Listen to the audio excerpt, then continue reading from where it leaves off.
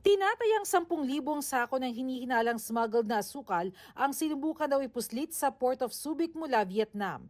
Natiso dito ng Bureau of Customs sa random inspection ngayong Marso. Sa label sa sako nakasulat na 88% na asukal, 12% na glucose. Pero sa papel nakasulat na sweet mix powder. Pero base sa physical examination ng Bureau of Customs, asukal ang laman ng mga sako. Yung sack said it was sugar eh. Tapos may nilagay lang na paper label saying it's glucose and something else. So, hinold ng customs. Sumasailalim pa sa testing para masiguro ito. Ayon sa Sugar Regulatory Administration, bukod sa maaari itong makasira sa supply ng bansa, nawawalan din ng kita ang pamahalaan. Base sa taya ng SRA, nagkakahalaga ang kargamento ng mahigit 42 million pesos kung ibebenta sa retail. Pinasok yun para ibenta ulit. So, that's where it will hit our sugar market.